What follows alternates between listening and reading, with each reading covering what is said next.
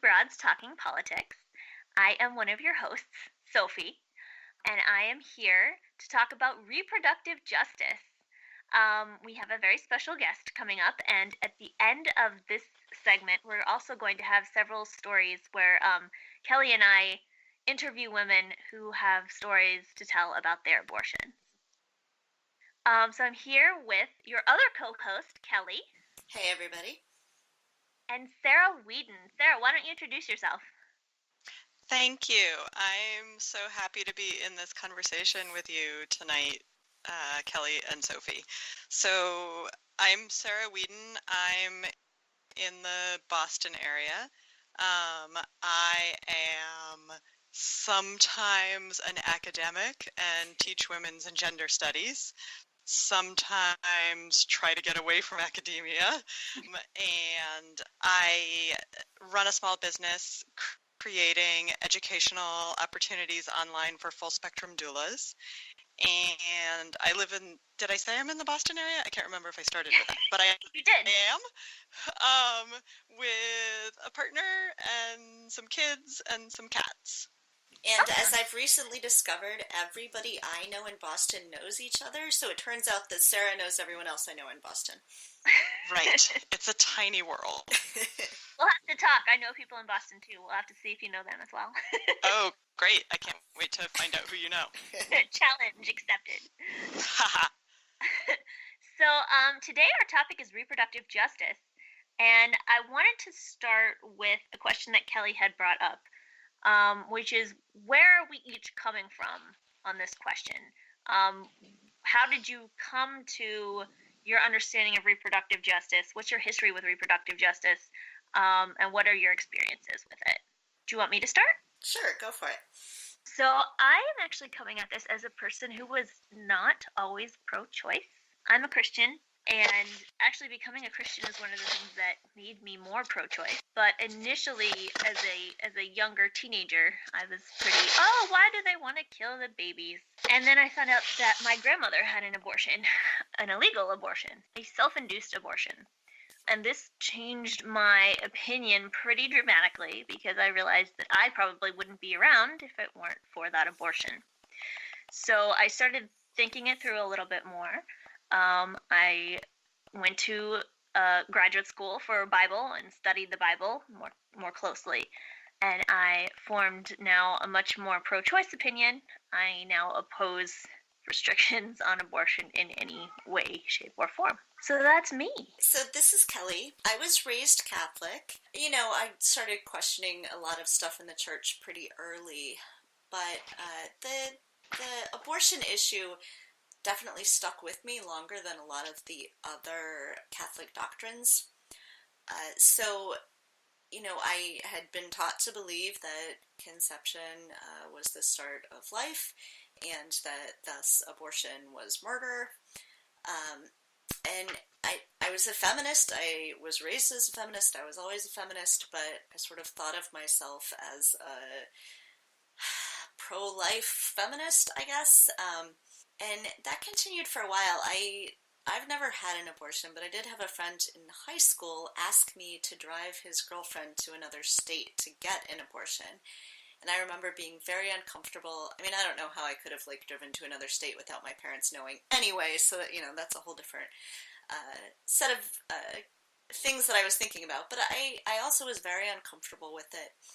And it wasn't until somewhat later in my life that I started realizing how complex the issue was, and that it wasn't as straightforward as I had imagined it being, and it wasn't as straightforward as I had been sort of led to believe, and that there were all sorts of reasons that women would want or need abortions, including being good mothers to their other children, and that was something that I had just never considered. It didn't, as a teenager, it didn't occur to me to think about things in that way. And so I had sort of a slow metamorphosis of thinking, what, maybe this is more complex. Maybe there are situations where I can be okay with abortion. Maybe I need to think this through. I had always thought, regardless of my own personal beliefs, I'm not going to go impose them on other people. But I started questioning my own beliefs as well, and I'm at the point now, like you, Sophie, that I don't believe politically in putting restrictions on abortions for any reason for any people. But it's been a journey for me to get there. But Mm-hmm. I've gotten to the point where I've realized that no, that is, I think at some point in her book, Hillary says something about the only way women can have liberty is if they have, liberty over their bodies. And I've realized how compelling that is to me and how important that is for me. Sarah, do you want to tell us a little bit about where you're coming from? I do want to. Before I forget, I want to respond to something that you said, if that's okay. Absolutely. Which is a recommendation of a book. Perhaps you've already read it, but maybe other people who are listening have not read it yet. Dr. Willie Parker's book, I think it's called Life's Work. He's an abortion provider. He is a Black man.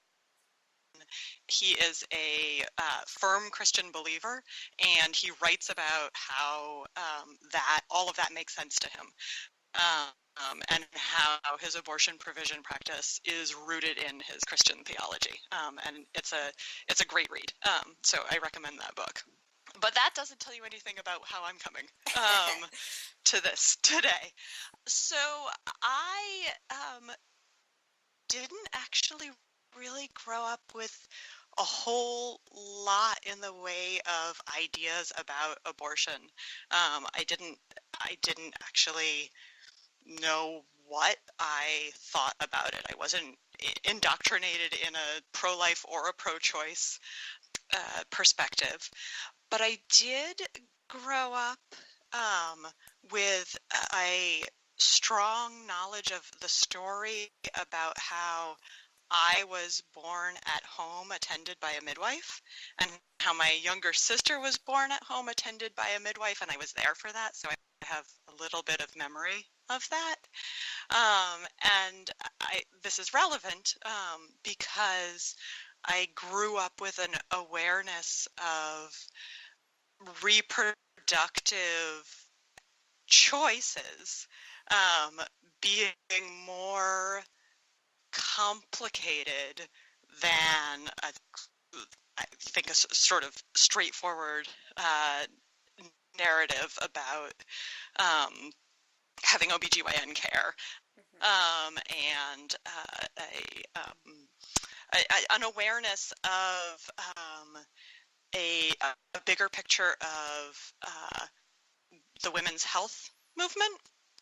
And so also I was really influenced by my copy of Our Bodies Ourselves, which somebody gave me when I was a young person. So that was the cradle for me, I think, of then having reproductive experiences, sexual and reproductive experiences personally, starting from adolescence, and then into adulthood, that felt shaping for me of my life, and having that earlier context of those stories about choices that were made about how to give birth, framed for me coming to thinking about choices about how to not give birth, and the full range of reproductive choice making.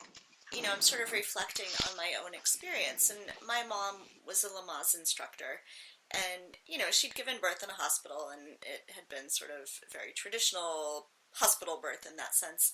But I knew a lot about, from a very early age, about sort of what went on in women's bodies when they were pregnant and how they gave birth, and thinking about having unmedicated births, and but at the same time I was sort of very strongly taught, like, abortion is wrong, premarital sex is wrong, and so it was this sort of almost contradictory thing that was going on. So it's interesting to hear you talking about this idea of birthing choices, sort of being holistic with this idea of not birthing choices. Yeah, so that actually makes me think about when I first participated as a student in a birth doula training, learning skills for supporting people who are giving birth, and learning skills for supporting them in making informed choices in their births. And I was completely shocked. I was totally unprepared for there to be people in my cohort who were very anti-choice. In retrospect, I should not have been shocked. That it makes sense. But because I was coming to it from that perspective of supporting the pregnant person in having the resources that they needed to make the choices that they wanted to make in their pregnancy, I did not expect a different kind of perspective on what is the reason that we're here to support people who are giving birth. Does that make sense? Yeah, absolutely. Yeah, and it's something I've thought about too since being pregnant, since having babies, is, I sort of at the same time while pregnant thinking, I don't know if I could ever abort a baby after having been pregnant, but also realizing I now understand how physically taxing it is to be pregnant, how mentally taxing it is to be pregnant, like to say nothing of like what it's like to be a mother and raise babies. Just that being pregnant for 9 months is such a huge investment for a woman.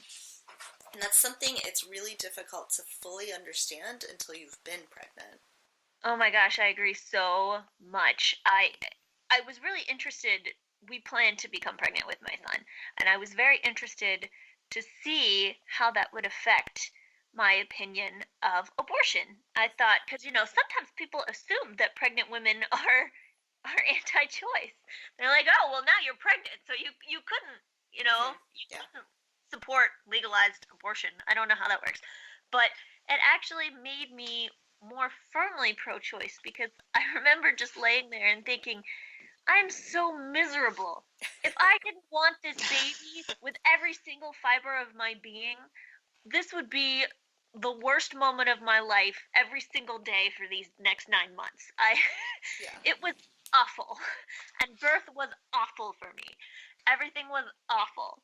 And I mean, I just can't imagine feeling that terrible and also thinking, oh my God, I just can't do this. I just don't want to be pregnant. I don't want this inside of me. It really brought it home. Like you said, I don't think that I really understood the depth of that horror before I had a baby. And in case there are listeners out there who haven't yet had babies and plan to, it's worth it. And it's not always terrible. I actually adore my son. I'm so glad we had him. But it would have been great if I could have had him without the whole pregnancy and birth thing. I think this reflects on something that Kelly touched on briefly before, but it bears repeating that a huge percentage of have abortions have already given birth, and many of them are having abortions because that is their best way to care for the children that they already have. So I think there's a false divide between pregnancy and motherhood and abortion and choosing not to carry a particular pregnancy to term. Yeah, I actually have stats on that. Actually, 59% of people who've had abortions have given birth at least once before. Because the topic of our podcast is reproductive justice, I thought maybe people wouldn't know exactly what that was. So I wanted to sort of take a step back and ask what is your definition of reproductive justice? So what I'm working from is this quote from the Media Reference Guide at forwardtogether.org, which is all people having the social, political, and economic